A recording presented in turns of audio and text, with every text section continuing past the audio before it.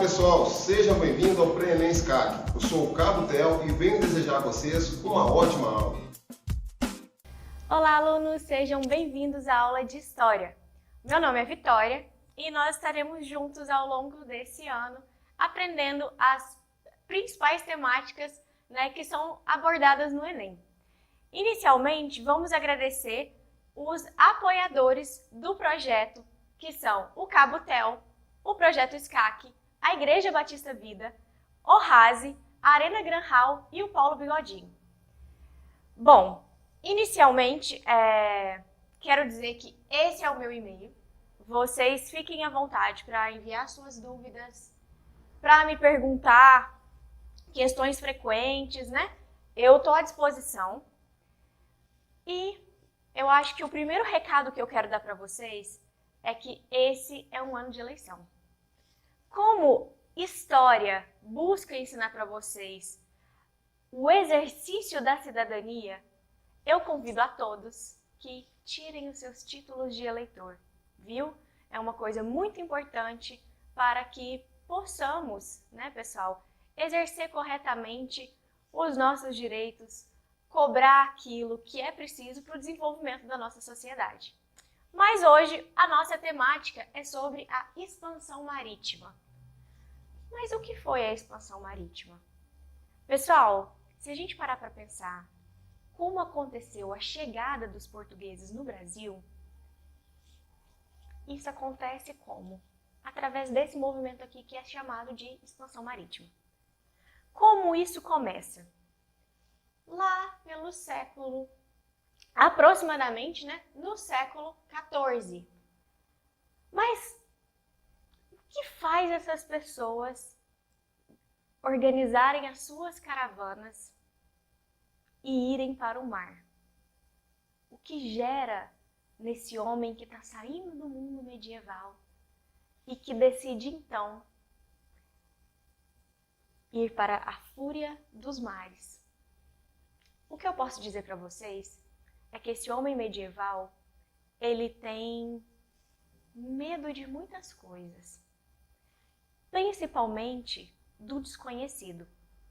Pensa lá, gente, feudalismo. Esse cara vive no feudo, a maioria deles são camponeses e a mentalidade, ela é perpassada pelos desígnios da Igreja Católica. Mas isso muda. Muda com o Renascimento. Esse mesmo, gente, o Renascimento do Michelangelo, do Leonardo da Vinci, onde nós temos o desenvolvimento das artes e do pensamento. Vão dizer, essa não é a temática da nossa aula, mas faz parte entender a influência do Renascimento ou do movimento renascentista para a expansão marítima, para a ida, principalmente dos lusos, aos mares. Qual vai ser, então, a influência desse renascimento? Nós temos dois pontos principais. A influência do humanismo, que é uma teoria filosófica, e os impactos do antropocentrismo. Professora, do que você está falando? O que isso tem a ver com o mar? Seguinte, pessoal. O humanismo vai ser a influência da racionalidade na vivência desses homens. Então, eu não mais tenho medo do desconhecido e dos perigos que isso pode me trazer. Mas eu busco pensar racionalmente, tendo em mente que o desenvolvimento da racionalidade pode transformar o mundo de então. Pode transformar a realidade desses homens e dessas mulheres, no caso, europeus. E o que é o antropocentrismo? Pessoal, é uma nova relação entre a igreja e a população. É um modo diferente de como as pessoas vão ver Deus. Diferente do teocentrismo, não é Deus que se encontra como centro do universo, mas o homem.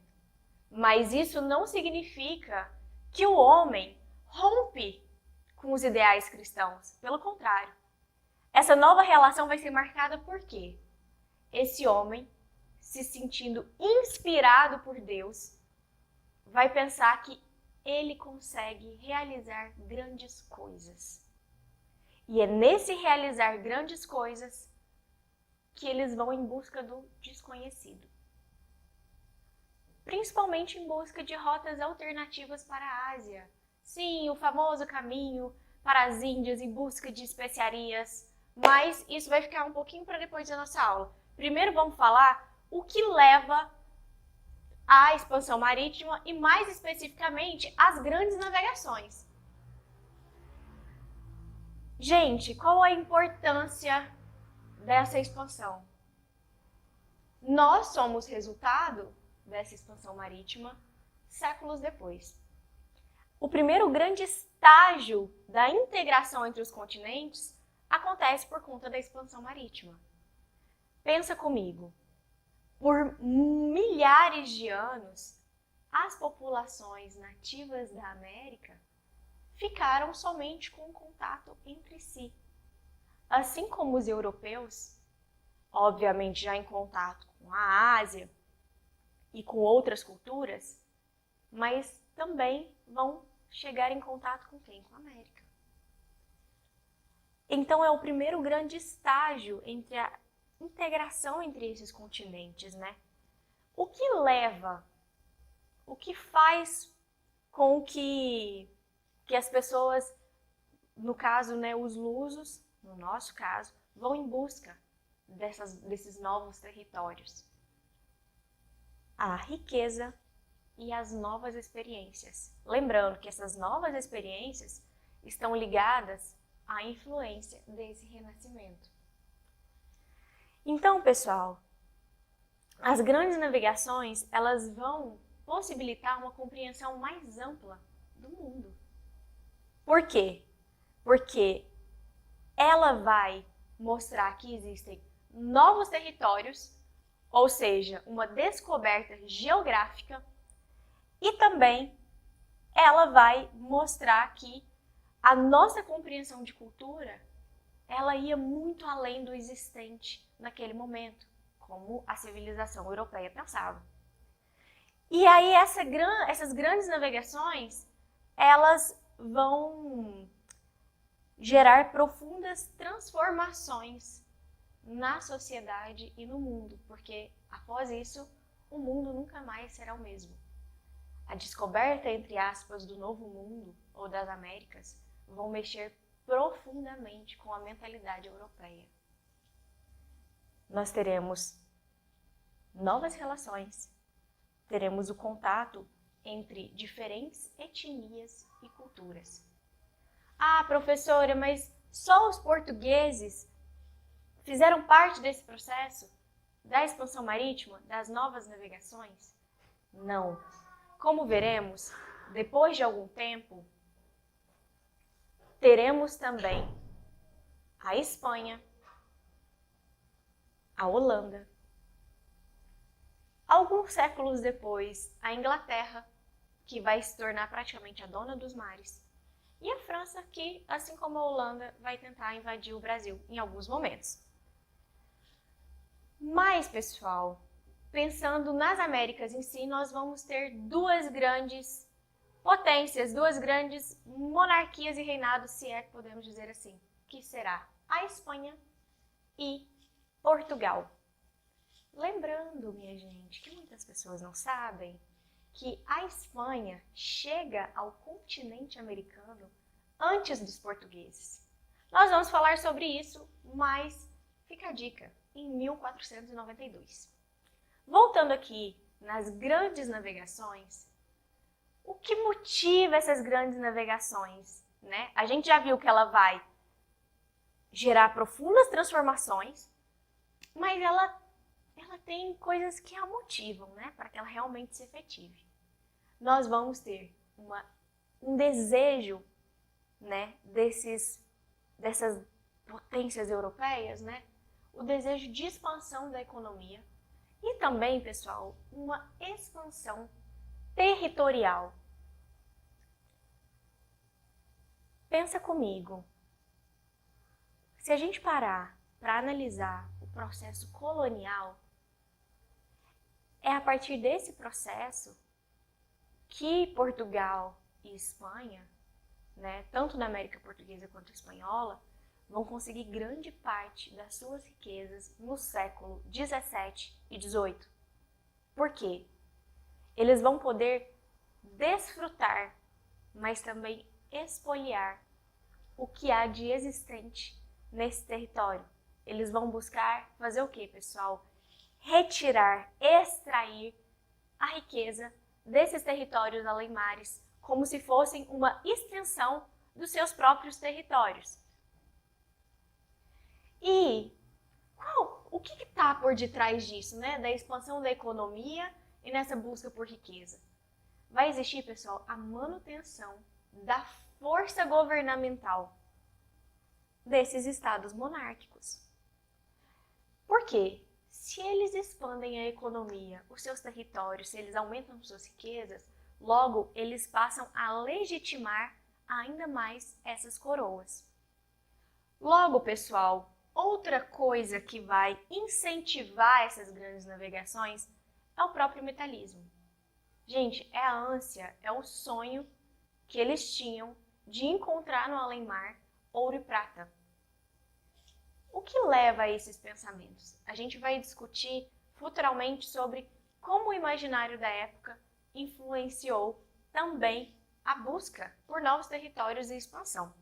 Mas esse metalismo, pessoal, ele vai ser muito certeiro, porque o que acontece?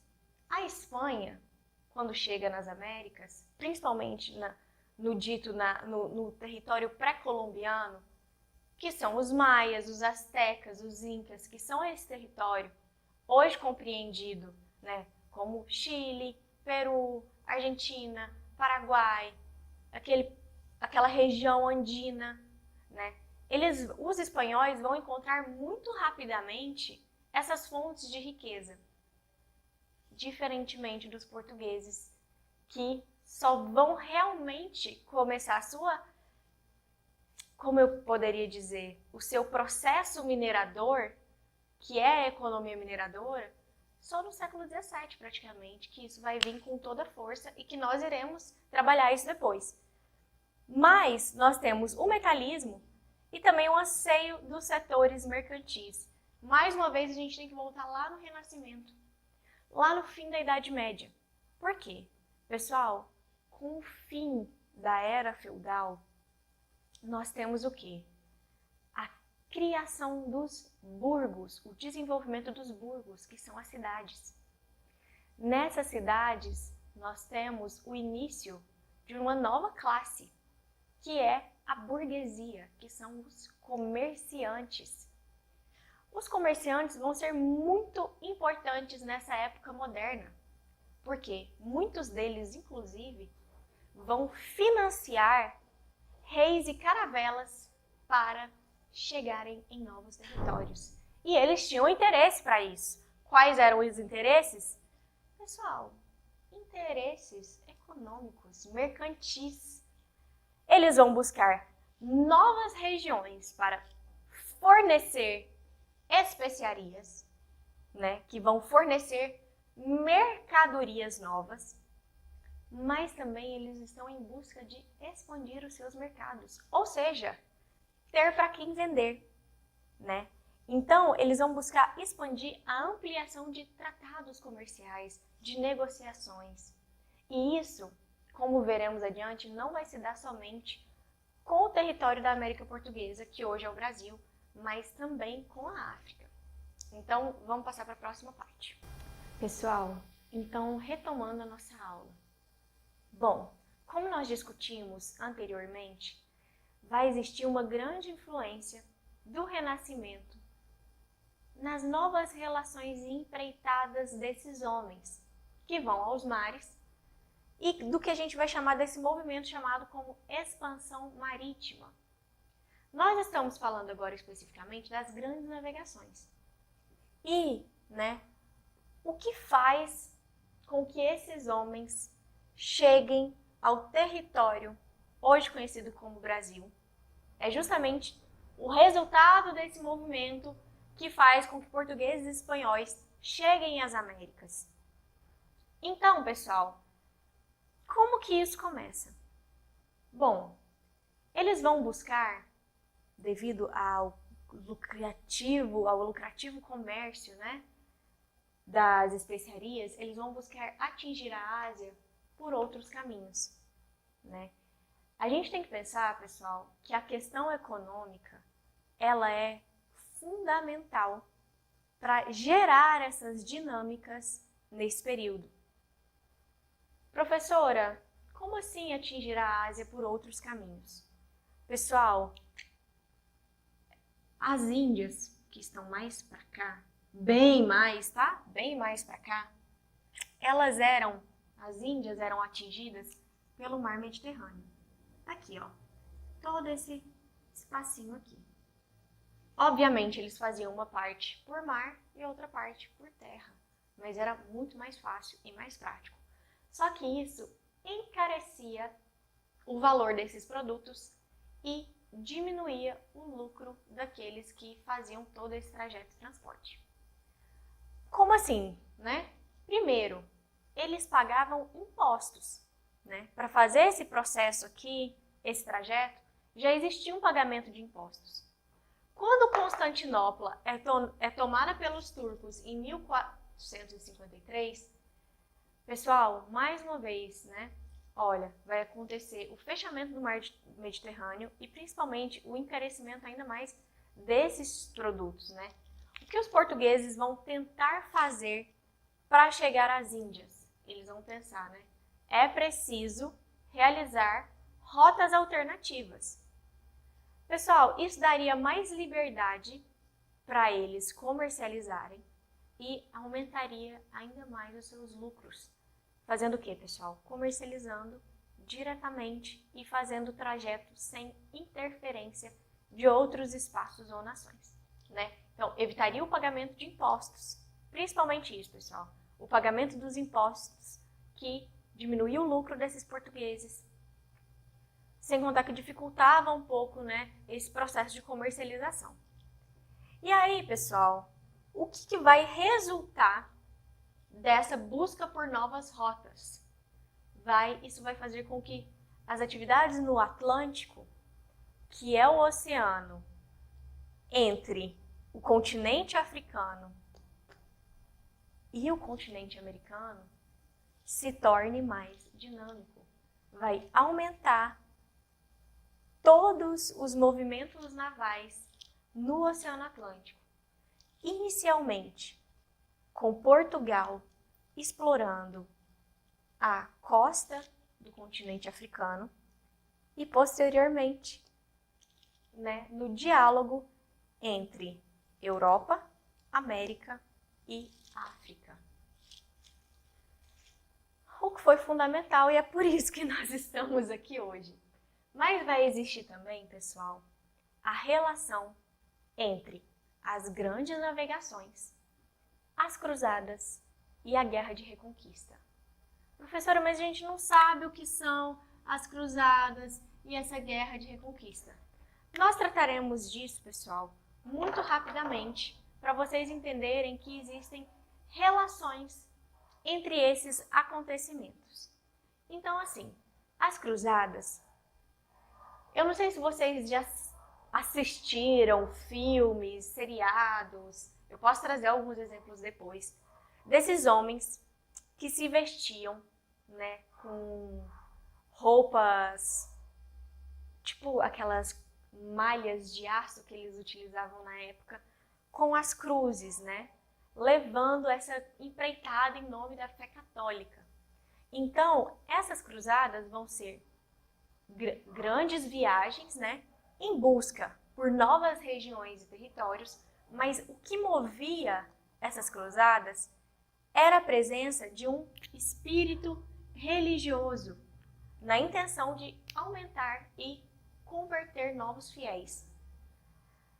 Pessoal, às vezes a gente pensa que é só um tipo de justificativa, mas nós precisamos ter em mente que, retomando aquilo que eu disse sobre o Renascimento, nós temos homens, né, navegantes, homens e mulheres, que saem da Idade Média, que saem desse período medieval fortemente influenciado pela igreja. E aí nós temos a influência do quê? Do humanismo e do antropocentrismo. Então, sim, essas pessoas se tornam mais racionais? Sim. Ocorre o desenvolvimento da ciência? Aham. Essas pessoas deixam de acreditar na igreja em Deus? Não. Ocorre uma transformação dessa relação. Mas isso não significa que esse homem não acredita mais em Deus. Pelo contrário, ele se sente abençoado pela divindade religiosa para desenvolver grandes coisas.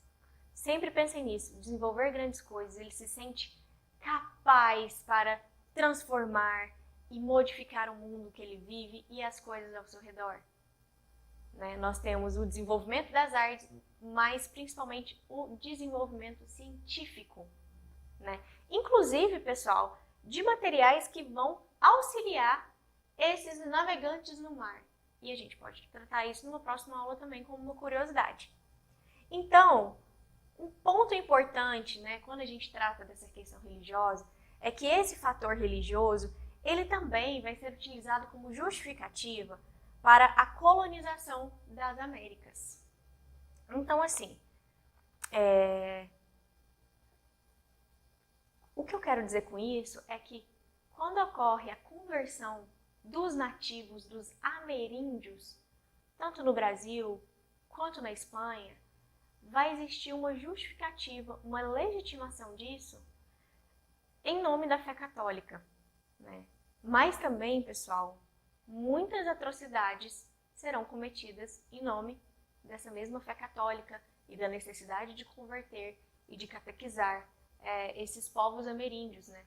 Porque existiu ali um estranhamento do outro. Né? Nós trataremos isso melhor quando tratarmos mais especificamente da colonização. Mas imagina, você, europeu, que tem uma vivência completamente diferente dos nativos ameríndios, encontra um território intocado, praticamente intocado, com pessoas que se vestem, ou melhor, que não se vestem e que agem de uma maneira completamente diferente da sua, né? Que tem hábitos, culturas, línguas diferentes, né? Pensa o estranhamento entre esses dois seres, né? Só que vai existir aí uma intenção de imposição, né, da cultura, entre aspas, né, civilizante europeia para a cultura desses ameríndios nas Américas. E além, pessoal, das cruzadas, né, dessa questão do fator religioso, nós podemos tratar da extensão da Guerra de Reconquista. O que foi a Guerra de Reconquista? Foi, pessoal, isso aconteceu entre o século 8 e 15, ou seja, 8, 9, 10, 11, 12, 13, 14, 15, ao longo de 700 anos, ou quase 700 anos. O que foi essa Guerra de Reconquista? Os europeus buscaram e conseguiram, né, expulsar os povos árabes e islâmicos da Península Ibérica, que é essa parte aqui. Então, ao longo de 700 anos, vários conflitos aconteceram, até que, enfim, eles expulsaram esse pessoal da Península Ibérica. Né? Isso se dava, né, através da expansão católica também e da conversão desses povos islâmicos. Pessoal, o que isso representou? Representou a ampliação territorial, né, desses povos europeus nessa região aqui, e também, posteriormente, na costa africana e na costa americana. Reforçou a fé católica nesses espaços e reafirmou a política dos Estados Ibéricos. Como assim reafirmou a política dos Estados Ibéricos? Pessoal, eles foram vencedores, né, depois de quase 700 anos, ao reconquistar os seus territórios. A gente precisa ter em mente que muitas vezes as guerras legitimam poderes. Podem ser poderes democráticos, como os de hoje em dia, mas a guerra era feita em massa, principalmente nesse período moderno, para legitimar e fortalecer esses estados modernos, essas monarquias, essas coroas europeias. Tudo bem? E aí, pessoal, essa guerra da reconquista, eu poderia adicionar mais um tópico para vocês. Como eu já mencionei, os espanhóis chegam no território americano, mais especificamente aqui na América Central, e depois vai vir para esses lugares que a gente conhece como Chile, Argentina, Peru, Colômbia, né? Por isso que, inclusive, eles falam espanhol e nós aqui falamos português, né? Porque os portugueses vão chegar nessa costa aqui e os espanhóis vão chegar em 1492 aqui e vão descendo o território, né? Esses espanhóis, eles vêm da guerra contra os mouros. E de uma maneira truculenta, eles chegam aos territórios americanos. Porque são pessoas que estavam, devido à guerra contra os mouros, acostumados com saques, com uma violência extrema, com estupro contra as mulheres. E principalmente, pessoal, o saque de riquezas. Então, eles chegam às Américas, né, já em 1492, resultado um pouco dessa guerra de reconquista, principalmente contra os mouros, com um tipo já ameaçador e violento nesse território americano.